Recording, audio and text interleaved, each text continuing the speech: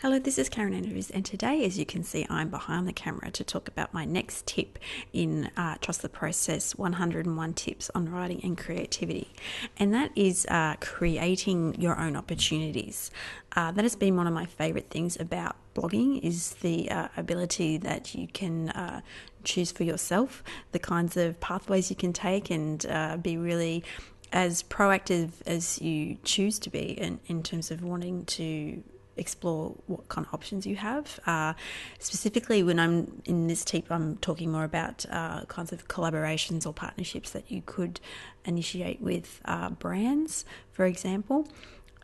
This was quite powerful to do, not only in terms of making money, which from your blogging, which is important to other people, but also in terms of leveraging the kinds of influence that you show to have, and they can really be good building blocks for future things.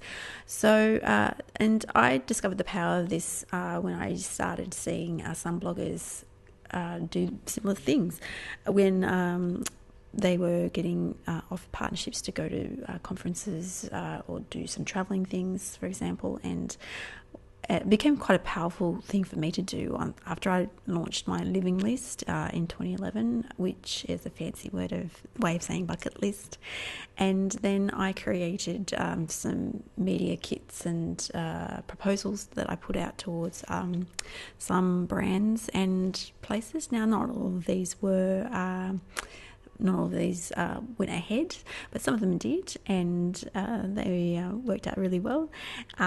And this is just a really handy sort of a thing to keep in mind, especially when you are using Canva, because I find Canva is just so useful for many purposes. But today I'm just going to give you a quick run through of what the same exercise that I do in Trust the Process in terms of putting together a media kit once you feel like you are ready to explore opportunities.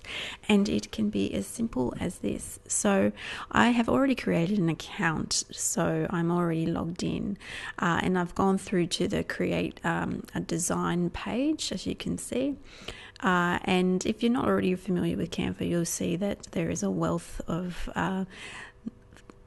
templates to play with, which is what I do because I find it really, really fun. And marketing, social media, going down the page, events, ads, etc. Just a wonderful thing. Now, for this walkthrough, I'm going to go back up. I created my media kit through this resume here. I used to, once upon a time, do it in PowerPoint and then convert a PowerPoint presentation to a PDF, but I never really found that very intuitive because PowerPoint and I are not always friends. But here I can do it easily, so I click in resume.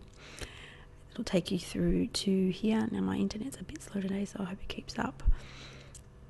And then you'll come here to these layouts. Now some are free here, and then some you do need to pay a little bit of money for. Sometimes it's because you need to pay for the stock images that they contain. But my media kit has just been off one of these templates here. I can't remember which one because it's been going for a little while now. But it doesn't really need to contain much more than, if you don't have any sorts of headshots, professional headshots that you might like or have, or anything that's very glossy, it doesn't really matter, I don't think, anyway. A lot of the brands that you'll be approaching are really quite interested in just knowing some of the hard data anyway. So for example, some of these things here are quite applicable to what a media kit could be. You need contact details here, a profile. You can give a profile of yourself in your blog. Here under technical skills, you could change these sort of coding skills into different sorts of social media channels that you might have, and those numbers, you can convert those dots to numbers. Over here you can talk about things like your page views per month, how long you've been going for, blogging for, any previous partnerships that you might like to highlight, just to give some sort of proof about that.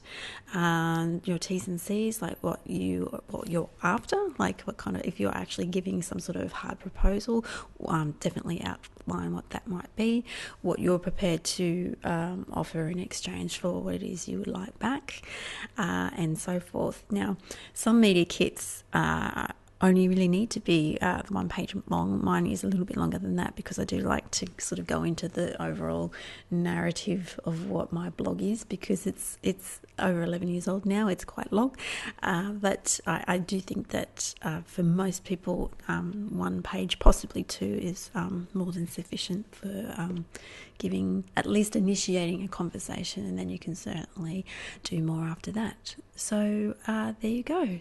Thanks for listening, and I will be back soon with another tip.